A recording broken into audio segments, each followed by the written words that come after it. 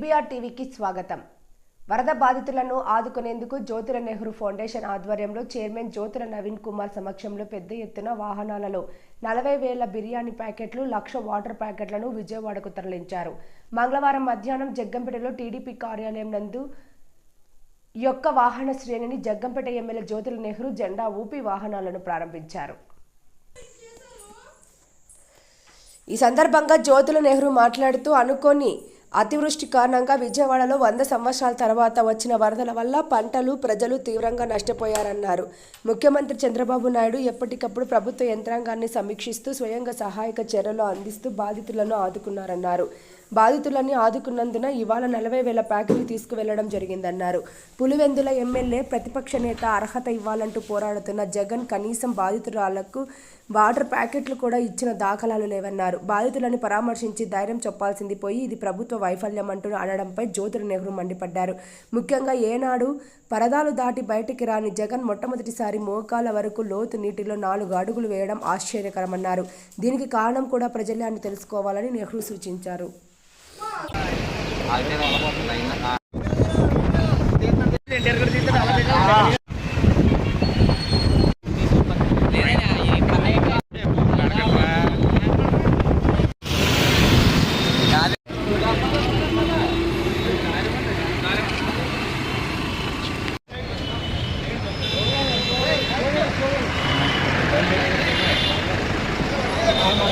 అన్నా కొద్దిగా పక్కన కొద్దిగా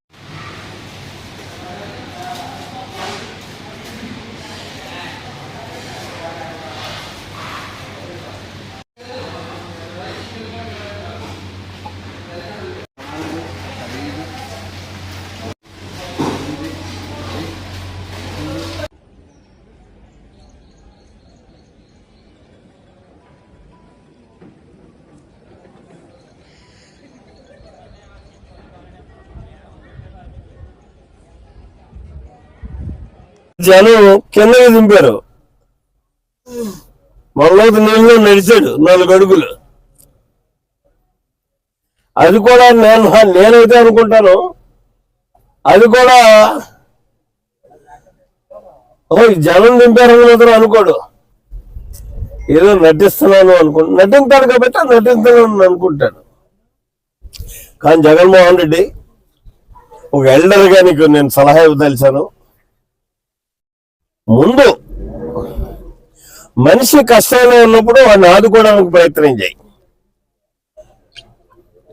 నీ వంతు పోతే నువ్వు నిర్వర్తించు. ఒక శాసనసభ్యుడు అయినంతట్లోనే తప్పలేదు. ప్రతిపక్ష నాయకుడు కావక్కల, ముఖ్యమంత్రి కావక్కల. ఇవాళ నేను ఒక శాసనసభ్యుడిగా, ఒక మానవతావాదిగా ఇవాళ 40,000 మందికి ఆహారాన్ని అందివ్వడానికి అక్కడికి వెళ్తున్నాం అంటే మేమంతా ఇది ఒక బాధ్యత, మానవత్వం. ఆ మానవత్వం తెలిసినటువంటి వ్యక్తిగా కనీసం ఇవాళ ఆలోచన చేసి రేపైనా 10 వాటర్ బాటిల్ పంచిపెట్టు. అనుకోనటువంటి అతివృష్టి కారణంగా మనకు మరి విజయవాడ సుమారు 100 సంవత్సరాల క్రితం వచ్చినటువంటి పరిస్థితులు ఇవాళ వచ్చినటువంటి వరద చూసుకున్నట్టయితే రాష్ట్రంలో పంట చాలా తీవ్రంగా నష్టపోయినటువంటి పరిస్థితి ఉంది ఈ అధిక వర్షాల వల్ల. విజయవాడ పరిసర ప్రాంతాలు చూసుకున్నట్టయితే 3 లక్షల మంది సుమారు నిరాశ్రయులయ్యారు ఈ వరద ముంపు వల్ల.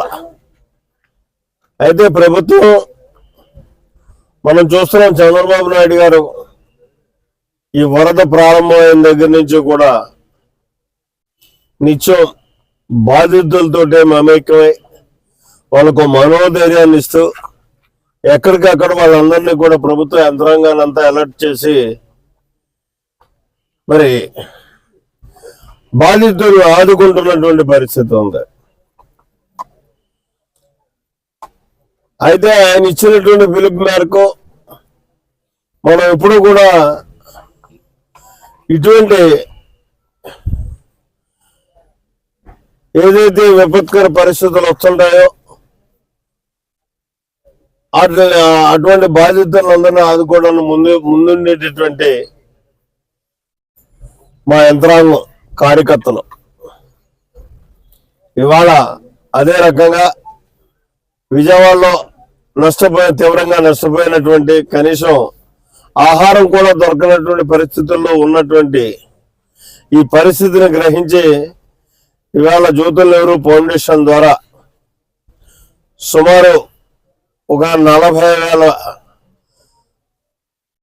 పలావ్ ప్యాకెట్స్ చేయించి తీసుకెళ్ళడం జరుగుతుంది. అయితే ముందు బియ్యం పంపిణీ చేయాలనుకున్నాం. అయితే మా నాయకుడు చంద్రబాబు నాయుడు గారు మీరు ఎవరు తెచ్చినా ముందు ఆహారం దండి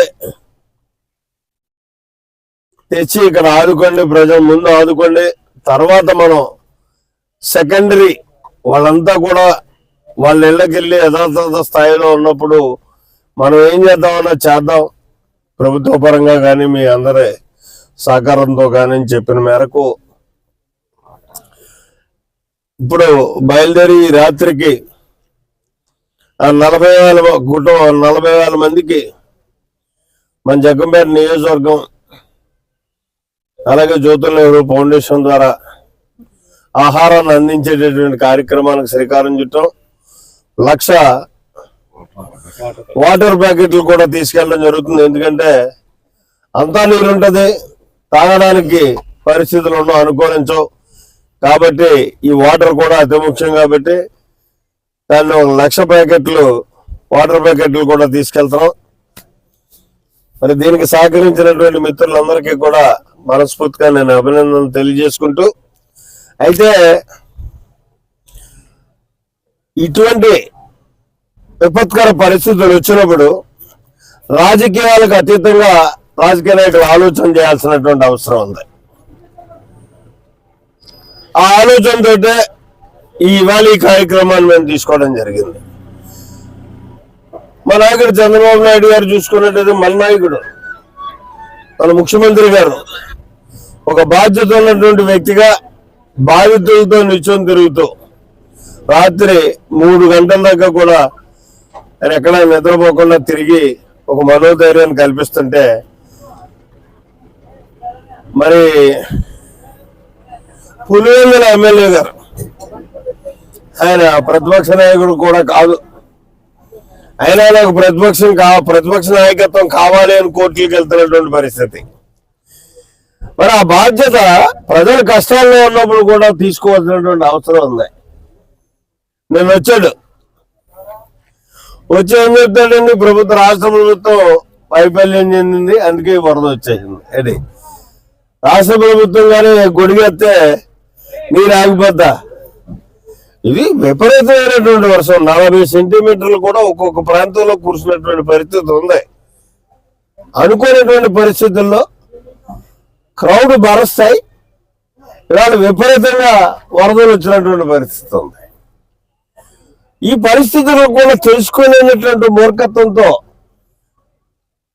నేను ప్రతిపక్షం అంటే మంచి చేసినా చెడు చేసినా సరే విమర్శించడమే నా వంతు అనుకునేటటువంటి విధానంలో అతను తెలుగుగా మాట్లాడుతుంటే నాకు జాలేసింది. ప్రజలు అందుకే ఇతనికి ప్రతిపక్ష హోదా కూడా ఇవ్వలేదు, వాస్తవం గ్రహించి. ఎందుకంటే ఈరోజు రాజకీయం చేసుకోవాల్సిన పని ఏంటండి?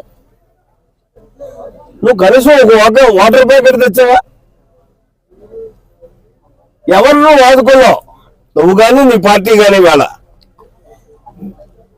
3 లక్షల మంది అన్నార్థుల ఆక్రమణలు చేస్తుంటే ఏ ఒక్కరికైనా ఒక అన్నం పెట్టినటువంటి పరిస్థితి ఉందా నీలో? మళ్ళీ నీకు ప్రతిపక్ష హోదా కావాలా? చంద్రబాబు నాయుడు వల్ల ఈ విపత్తు వచ్చిందంటాడు. ఏంటది? ఏం మాట్లాడాలో తెలియనటువంటి పరిస్థితుల్లో నువ్వు కనీసం ఏమీ ఇవ్వకపోయినా బాధితుల్ని శాంతపరచడానికి ఉపశమనం మాట్లాడాలి. మేమంతా నీ వెనకాల ఉన్నాం, మిమ్మల్ని ఆదుకుంటాం. ప్రతిపక్షంగా అధికార పక్షం కానీ ఎక్కడ ఆదుకోకపోయినా సరే మేము ఫైట్ చేసి పోరాటం చేసి మిమ్మల్ని ఆదుకునేటటువంటి పరిస్థితి కల్పిస్తాం. ప్రస్తుతానికి మేము ఉన్నాము అని చెప్పేసి చెప్పాల్సింది పోయి అక్కడ కూడా రాజకీయ. కానీ ఒకటి మెచ్చుకోవాలి, మొదలవుతూ నీళ్ళలోకి వచ్చాడండి. రెడ్ కార్పెట్ ఉంటేనే కానీ నడవనటువంటి మనిషి ఈవేళ జనం కిందకి దింపారు. మొదలవుతూ నీళ్ళు నడిచాడు 4 అడుగులు.